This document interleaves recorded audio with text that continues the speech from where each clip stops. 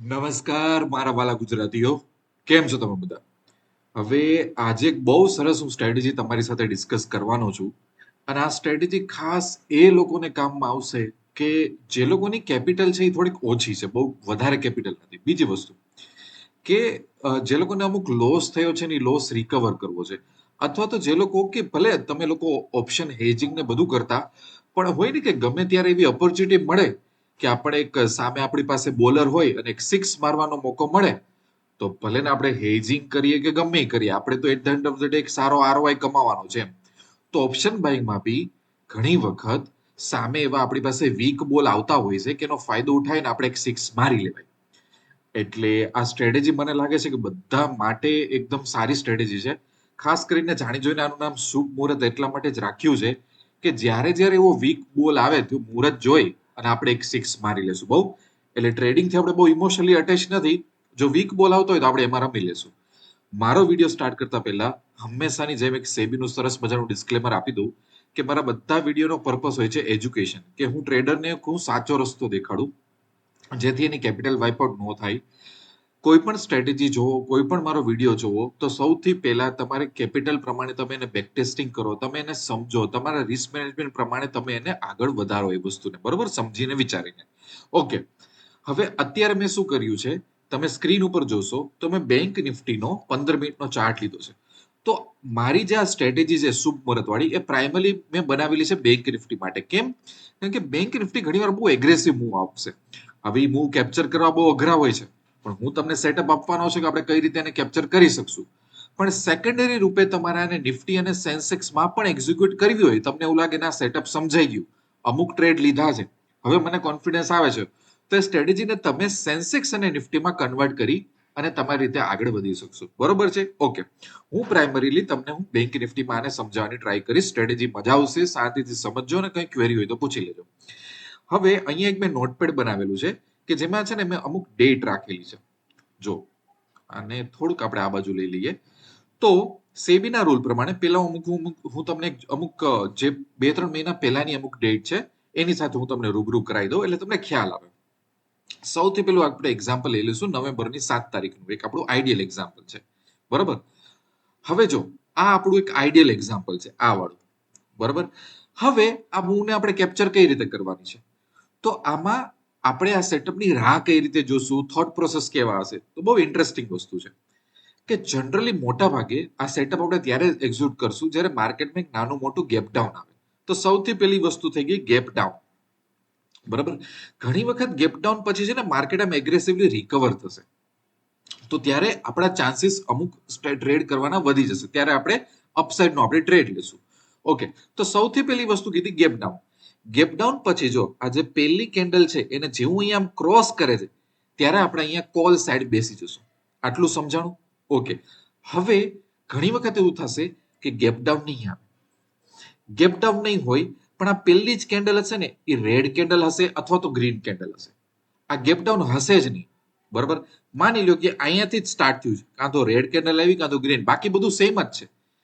પણ આમ છતાંય ત્યારે આપણે બીજી વસ્તુ જોશું. શું જોશું? કે ભાઈ ગઈકાલે માર્કેટ ક્યાં ક્લોઝ થયું હતું, તો કે 57,573. તો આપણે આમ જોઈ લઈશું 57,573.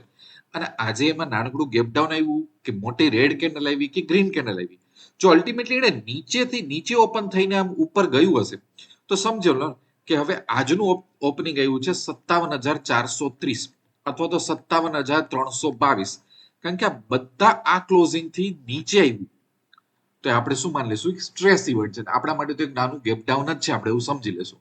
અને પછી ક્રોસ કરવાની ટ્રાય કરે છે પહેલી કેન્ડલને કે એકાદ બે કેન્ડલને, જે રીતનું સવારે સેટઅપ મળે, તો આપણે એમાં કોલ સાઈડ બેસી જશું. કઈ રીતે, કઈ સ્ટ્રાઇકમાં બેસશું એ હું તમને કહીશ.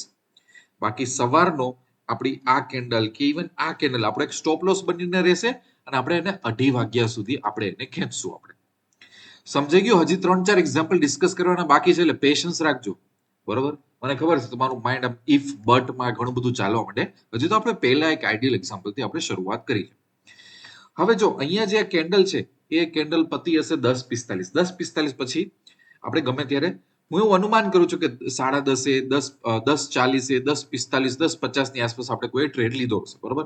તો આ 7 તારીખ થઈ, તો હું સ્ટોક મોકમાં જઈશ અને હું સિમ્યુલેટરમાં વયો જાઉં છું અને હું 7 નવેમ્બરને હું સિમ્યુલેટ કરીને તમને બતાવું કે કઈ રીતે આમાં આપણે ટ્રેડ પડ્યું હશે. બરોબર, 10:50 ની આસપાસ લેલું છે, હોઈ શકે એનાથી જલ્દી ટ્રેડ મળ્યો હશે, પણ આપણે જાણી જોઈને આપણે ઓકે, અને એમાં આપણે બુલિશ જશું અને આપણે કોલ બાય કરશું. સિમ્પલ કોલ બાઇંગ જ કરવાનું છે. પણ આપણે ધ્યાન શું રાખશું ખબર છે કે આપણે આટલો બધો ડેલ્ટા નથી જોતો કે જે આપણો ડેલ્ટા બહુ ફાસ્ટ ભાગે. આપણે હંમેશા ડેલ્ટા 35 ની આજુબાજુ રાખશું. બરોબર, તો જો અહીંયા થોડુંક આપણે એમ સેટ કરશું ને, જોયું, જો આ 35 ની આજુબાજુ વાળો ડેલ્ટા આવી ગયો, 36 નો લીધો મેં, એનાથી આપણે બહુ નીચે નથી જવું અને બહુ હાયર નથી જવું. આવું કેમ કર્યું? આવું એટલા માટે કે આપણે વોલાટિલિટીને આપણે ઘટાડવી છે, એમ ટુ એમ ફ્લક્ચ્યુએશનને ઘટાડવું છે, અને આપણે ખોટા પડીને ટ્રેડ પાછો આવે તો આપણે લોસ ઓછો કરવો છે, જેને આપણે કહેવાય છે રિસ્ક મેનેજમેન્ટ.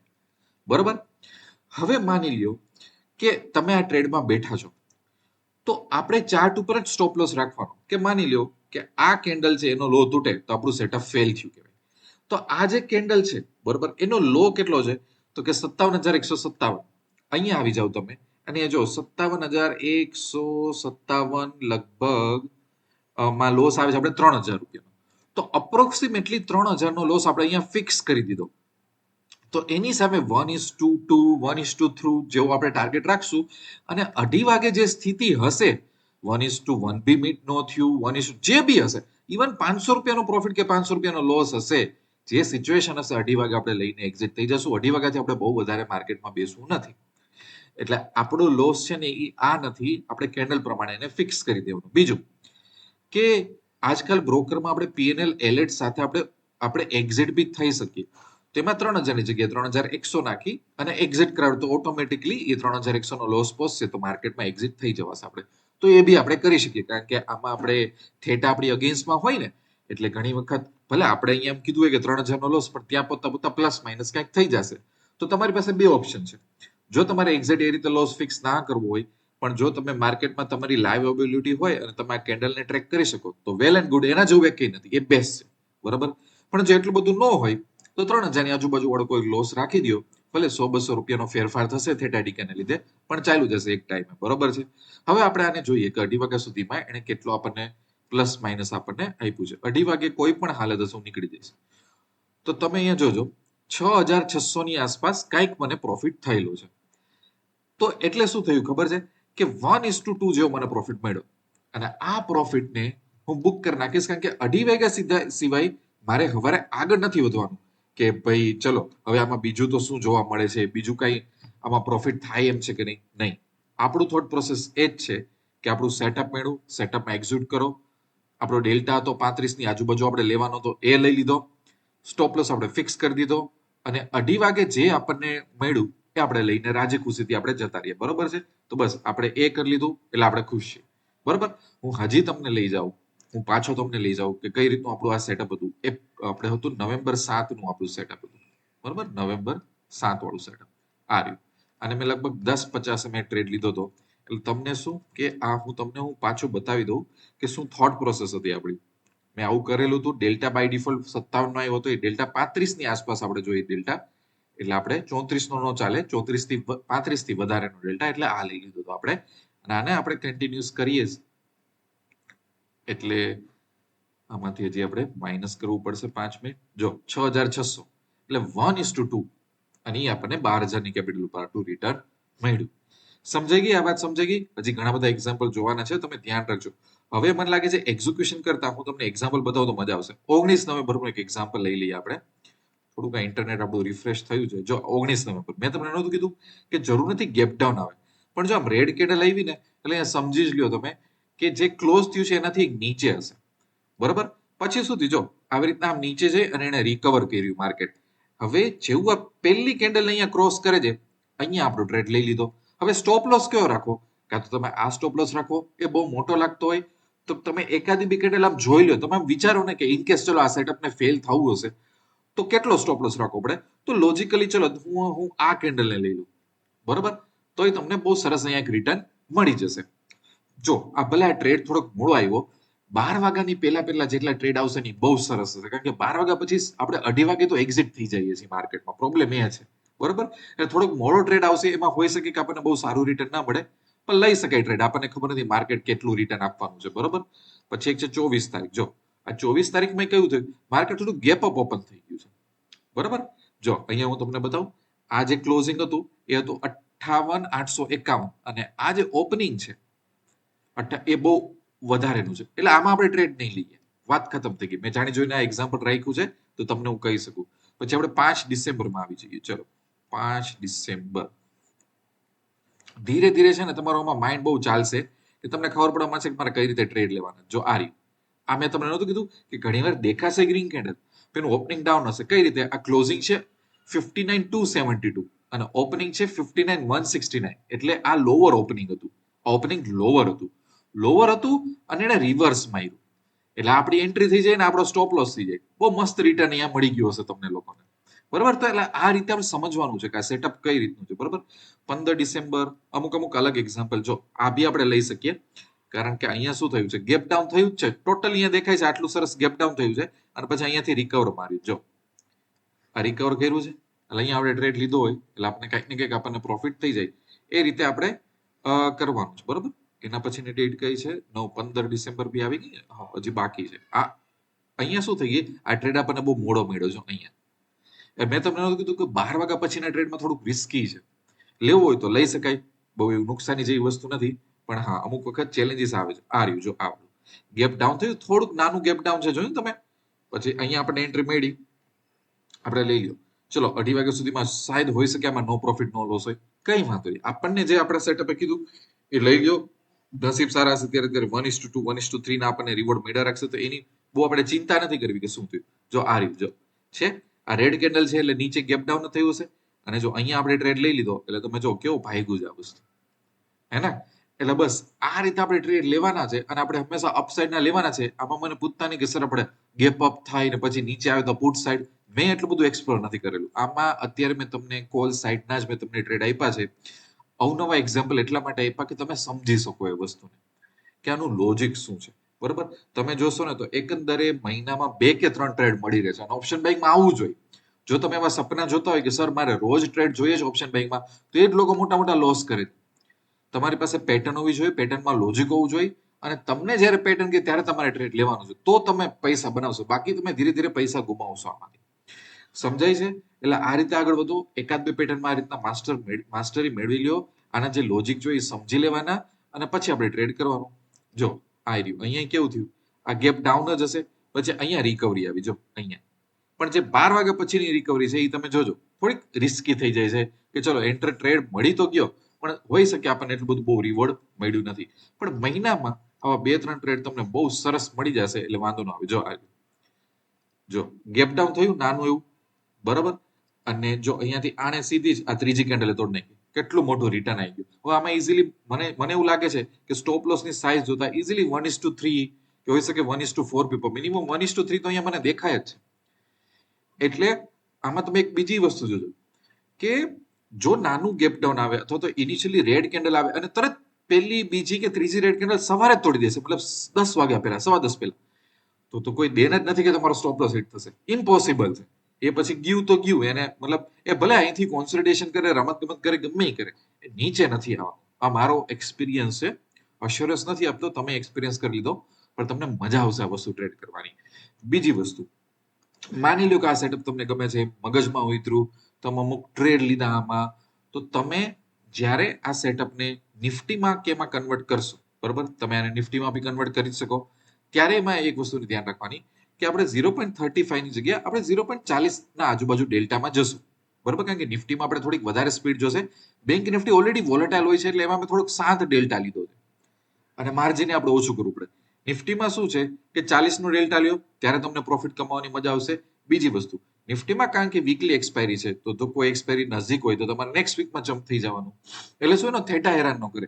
બેંક નિફ્ટીમાં વસ્તુ મેં એટલા માટે ક્લેરિફાઈ નહોતી કરી કારણ કે બેંક નિફ્ટીમાં તો અમથી જો ને અહીંયા ચેન્જ કરવું એટલે શું આવે છે, મંથલી એક્સપાયરી આવે, તો શું કે થેટા ડીકે ઓલરેડી આપણને એ બધો નડતો નથી એમાં, કારણ કે હંમેશા હોઈ શકે કે દૂરની જ એક્સપાયરી આવશે.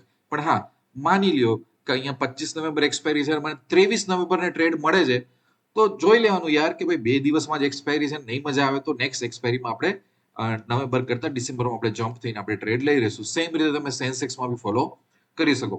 બહુ મજા આવે એવી પેટર્ન છે. મને લાગે છે નવા લોકો શીખી શકે. ભલે તમે હેજિંગ કરતા હોય એના સિક્સ મારવાનો કોમે તો કરી શકો. હેજિંગ વાળાને કરવું હોય તો આમાં ડેબિટ સ્પ્રેડ બી કરી શકે. ઘણા બધા મેં વિડીયો ડેબિટ સ્પ્રેડ પર મૂકેલા છે. તો ડેબિટ સ્પ્રેડ બંને બાજુમાં મૂકીને બેસી જાવ તોય ચાલશે, વાંધો નહીં આવે. પ્રોફિટ થોડો ઓછો થશે કારણ કે ડેબિટ સ્પ્રેડ થોડુંક આપણે સેફ રમીએ એવું કહેવાય. નેકેડ ઓપ્શન બાઇંગ જેવું ન કહેવાય, પણ કરી શકાય તમારામાં. બરોબર છે. તો આ એક્સપ્લોર કરજો, મને આના પર ફીડબેક આપજો. આવી પેટર્ન મુકાય નહીં, આવી પેટર્નમાં આપણે પૈસા કમાઈ લેવાય. અને ખરેખર ઘણી વખત જો નસીબ સારા છે ને તો 1:3 જો બેંક નિફ્ટી મળી જાય ને તો એ દિવસે એવો રિટર્ન સરસ દેખાશે ને. અને તમે આને ખાસ સ્ટડી કરજો. તમે છે ને આનું 1-2 વર્ષનું ખાલી બેક ટેસ્ટિંગ કરો. બેક ટેસ્ટિંગ કરતા ચાર્ટમાં પાછળ લઈને જુઓ અને પછી તમે જો કે કેટલી વાર એસએલ હિટ થયા હશે. તમને સરપ્રાઈઝ, હું આન્સર નથી આપતો. તમે પોતે રિસર્ચ કરીને યુટ્યુબમાં કમેન્ટ કરવાની બી છૂટ કે હા સર મેં 2 વર્ષની બેંક નિફ્ટીનો ચાર્ટ જોયો, તમારા સેટઅપ પ્રમાણે આટલા એસએલ લાગ્યા છે. તમે સરપ્રાઈઝ, એટલું સરસ આનું રિઝલ્ટ આવશે. હું તમને આમાં કહેતો નથી. બરોબર. એટલે આ શુભ મુહૂર્ત એનું નામ જાણી જોઈને આપણે મુહૂર્ત સારું ગોતવાનું છે ઓપ્શન બાઇંગમાં. જો એ મુહૂર્ત સારું ગોતવા ભૂલી ગયા ને તો રિસ્ક મેનેજમેન્ટમાં લોસ એનો લોકો મોટા લોસ કરે છે. પછી આમાં એક્સપિરિયન્સ આવે એટલે લોટ સાઇઝ વધારી દો, કોણ તમને ના પાડે છે. બરોબર ને. વિડીયો અહીં એન્ડ કરું છું. કનેક્ટ રહેજો. બીજી વસ્તુ કે જો તમે સ્ટોક માર્કેટ વિશે સિરિયસ હોય અને તમારે આગળ વધવું હોય તો હું અમુક સિરિયસ ટ્રેડરને પર્સનલ મેન્ટરશિપ આપું છું, બધાને નથી આપતો. એના વિશે ઇન્ક્વાયરી કરવી હોય તો પૈસા તો બનેગાની સાઇટમાં જઈ અને બધી જગ્યાએ મેં મારું ટેલિગ્રામનું એક બટન આપેલું છે. એ મારું પર્સનલ ટેલિગ્રામ છે. ત્યાં તમારું નામ, તમારી એજ, તમે કયા સિટીથી છો, તમારો કેટલો એક્સપિરિયન્સ છે મને કયો, તો મને ખબર પડે કે તમે એલિજિબલ છો પર્સનલ મેન્ટરશિપ માટે કે નહીં. પર્સનલ મેન્ટરશિપમાં મારું વધારે પાછું હેજિંગ ઉપર આજકાલ ફોકસ હોય છે કે આપણું માર્કેટ આપણું ચેલેન્જિંગ બની ગયું છે. બરોબર છે. પણ ફેસ ટુ ફેસ મેન્ટરશિપ હોય છે. હું 5-6 ટ્રેડરથી વધારે લેતો નથી. જો મને કોલ કરવો હોય તો આ નંબર પર તમે કોલ કરી શકો, પણ 4-5 વાગ્યા પછી જ કોલ કરવાનો. અને કોલ ના ઉપાડતો ટેક્સ્ટ મેસેજ કરીને તમારા વિશે માહિતી આપવાની, તો મને ખબર પડે કે કોણ મને કોલ કરતું હતું. ઇન કેસ હું કોલ તમારો મિસ કરું તો. પણ સિરિયસ ટ્રેડર સિવાય હું કોઈને મેન્ટરશિપ આપતો નથી. અને લોંગ ટર્મ વ્યૂ પોઈન્ટ હોવો જોઈએ કે ના સર આગળ વધવું છે મારે અને હું ધ્યાન આપીશ તો જ. બાકી હું ટિપ્સ કે કોર્સિસ આપતો નથી. વિડીયો અહીંયા એન્ડ કરું છું. મળતા રહીશું આપણે સારા વિડીયોમાં. ત્યાં સુધી wish you lots of love and happiness.